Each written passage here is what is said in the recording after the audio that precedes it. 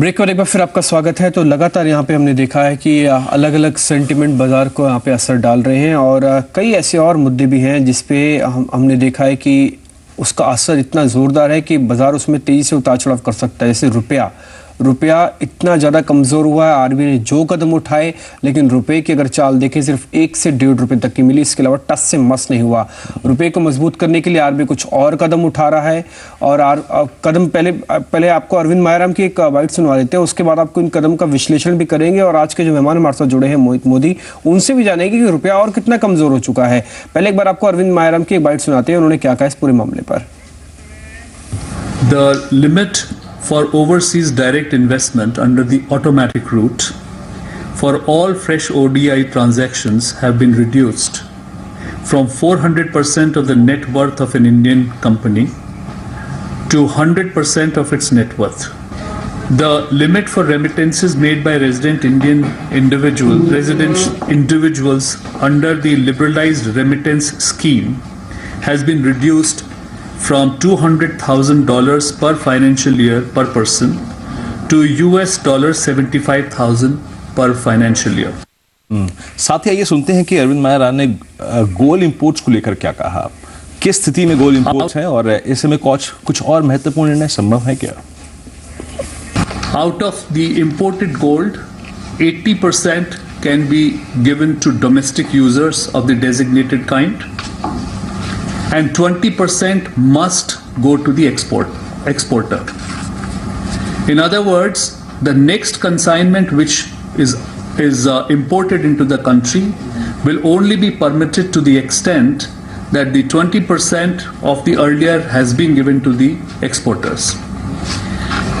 The third consignment would be allowed only when the gold given to the exporters actual proof of export is produced.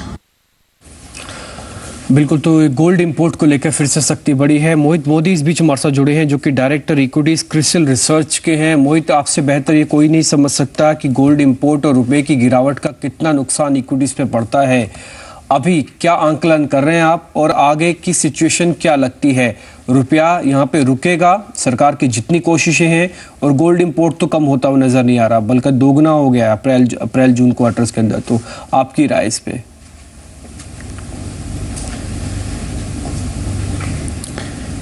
देखिए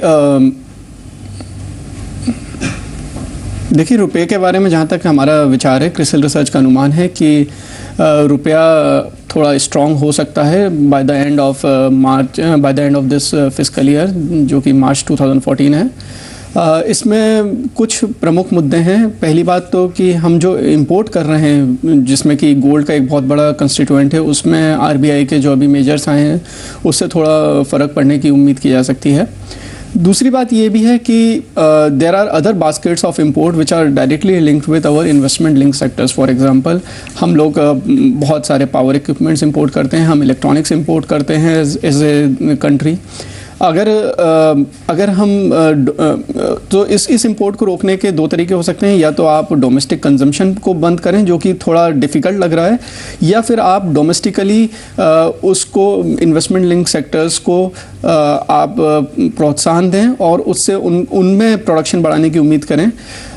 हमारी उम्मीद है कि ऐसे measures लेना अवश्यंभावी होगा, जिसके कारण by the end of FY14 रुपए में थोड़ी मजबूती की उम्मीद की जा सकती है। लेकिन ये पूरा मुद्दा जो था डिम्पी, जिसमें रुपए की संभालने की जो आरबीआई की कवायद थी, इसमें एक बात ये है जिसको हम शायद इस कैरेक्टर में आगे भी चर्चा करेंगे, क्या भारतीय कंपनियां अब विदेशों में कम निवेश कर पाएंगी? और इनफैक्ट जो एक्विजिशंस थे और साथ ही साथ जो मर्जर्स प्लान्स थे, उस पर कहीं ना कहीं एक धीमी पकड़ हो सकती है भारतीय कंपनियों की। बहरहाल अब बात करते हैं रिलायंस के इराक में जो इनका निवेश का प्लान है, उस पर बातचीत करते हैं। इराक में रिलायंस इंडस्ट्रीज की रिफाइनरी लगाने का जो प्लान है, उसके तहत इराक में पेट्रोकेमिकल प्लांट पर स्टडी इनकी जारी है। साथ ही भारत में निवेश पर इनका हालांकि ज़्यादा फोकस रहेगा, लेकिन भारतीय ऊर्जा जरूरतों को पूरा करने के लिए ऐसी रणनीति पर काम करना बेहद ज़रूरी है। लेकिन ये इस बात को करते हुए मुकेश अंबानी ने एक बात और कही कि रंगराजन कमेटी का जो फार्मूला है, उससे जो नाखुश होने की बात की गई थी रिलायंस इंडस्ट्रीज की, वो बिल्कुल गलत है। आइए सुनते हैं मुकेश अंबानी ने इन परियोजनाओं को लेकर क्या कहा। Would you be I interested really in don't. those? Like, I don't get involved in the specifics.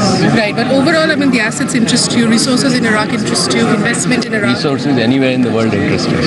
Petrochemical projects, what you mentioned, you'll be interested. On the gas fields front, are you looking at any exploration? We're Across, looking at across the world.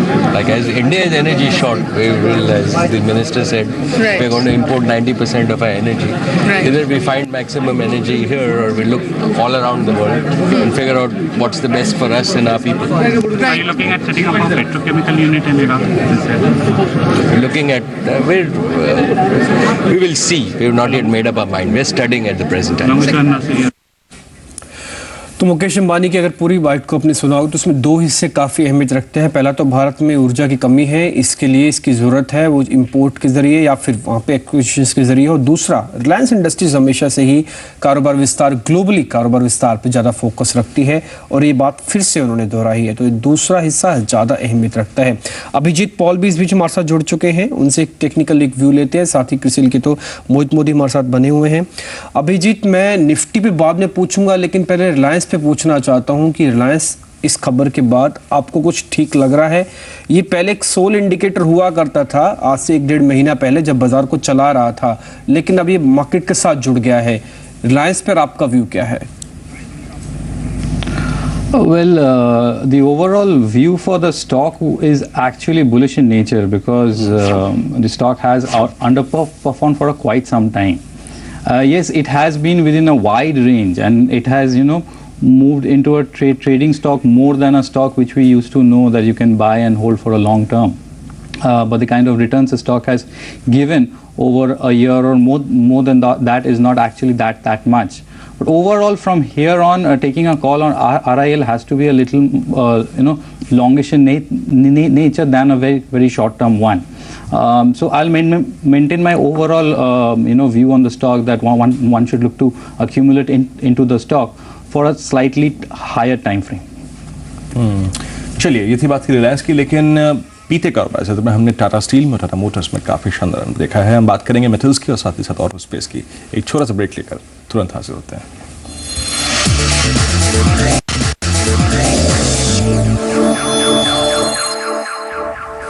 Break के बाद एक बार फिर आपका स्वागत है। रुपया ने परेशान कर रखा है, सोने ने परेशान कर रखा है, और एक चीज और है जो कि सबको परेशान कर रही है, वो है प्याज की कीमत। लगातार प्याज की कीमतें बढ़ रही हैं और नरेंद्र मोदी तो ये बोला था कि रुपया और सरकार कितनी तेजी से गिर रहा है, लेकिन इसका बिल्कुल उल्टा अगर देखा जाए तो प्याज की कीमत उतनी तेजी से बढ़ रही है। कितने रुपए पे लिया था आखिरी बार? मैंने 60 रुपए में किलो में लिया। मैं कल 80 रुपए पे लेके आया हूँ। चलिए, आप और भी आगे निकले। लेकिन बात क्या है यहाँ पर? सीसीआई का जो कंपटीशन कमीशन ऑफ इंडिया है, इस मुद्दे पर कुछ अहम और कुछ ठोस फैसले ले सकता है।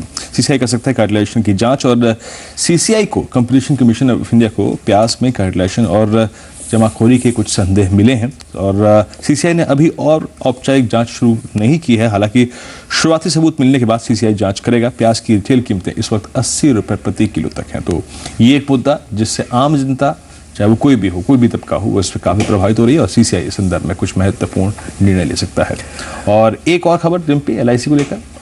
एलआईसी को लेकर भी एक अहम खबर है कि इसका इन्वेस्टमेंट कैप जो है वो बढ़ा दिया गया है। अब वो 20 की बजाय 25% निवेश कर सकेगा एलआईसी अलग अलग कंपनियों में, और इन्वेस्टमेंट लिमिट को सरकार ने यहाँ पे बढ़ाई है।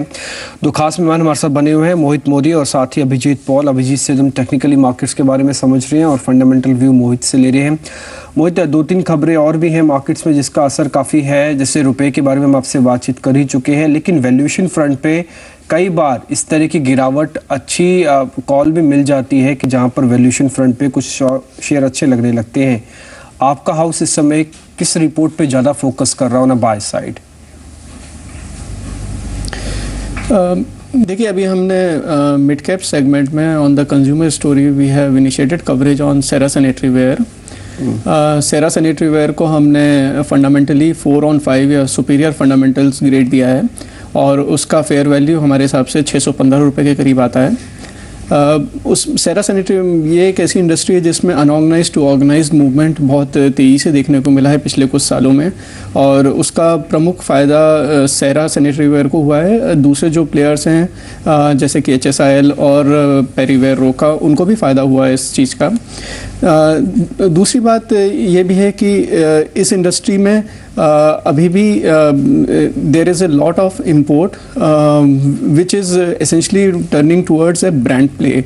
सो एसेंशली प्लेयर्स जो पहले प्रोडक्शन करते थे अब वो इम्पोर्ट कर रहे हैं और ये industry more and more towards branding move कर रही है. ओवरऑल अगर आप फाइनेंशियल रेशियोज देखेंगे तो सेरा के ROC 30% के ऊपर आते हैं, ROE 25% के ऊपर चल रहा है और एक अच्छी ग्रोथ की उम्मीद की जा सकती है अगले 2 सालों में.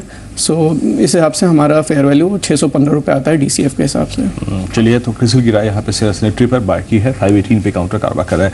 Abhijit, let's talk about Tata Steel and Tata Motors. I mean Tata Motors जिसने सेशन के लास्ट अगर आप देखें भाग में काफ़ी स्ट्रॉन्ग स्विंग दिया और दूसरा था टाटा स्टील जो कि स्ट्रॉन्ग अर्निंग्स के बाद स्ट्रॉन्ग खुला, लेकिन आई थिंक ओपनिंग जो है वो कैंडल के सबसे ऊपर है. दैट मीन्स एक संकेत ये मिला कि प्रॉफिट टेकिंग की जो फीलिंग थी इस स्ट्रक्चर पर काफ़ी हावी थी. टाटा मोटर्स पे आप क्या करेंगे और टाटा स्टील में कितने रिट्रेसमेंट का इंतजार करेंगे? आई मीन कहाँ पे आने के बाद इसमें री एंट्री बनती है? Well, between these two stocks, Tata Motors actually stands out in a much better position because metals per se have been a weak sector for quite some time. So I sense that the bounce back that we have seen in the metal stocks, especially the ferrous ones, are fairly good because we are seeing this bounce back after a long time. And in terms of per percentage, also they have gained quite a bit. But I sense that the overall sector, metals, will need a little bit more time to actually reverse this overall downtrend that they are into. On the other hand, the autos, especially the four-wheelers, have fairly done okay. Tata Motors have been within a range for quite some time, and thanks to the recent 2-day move, it has actually broken out and broken out very sharp. So actually fairly strong, which suggests that the trend will follow. So a better pick within these two would be Tata Motors. ठीक है, तो कई stocks पे और भी बातचीत करेंगे, साथ ही रुपए की ओपनिंग भी होगी. एक छोटा सा ब्रेक लेते हैं.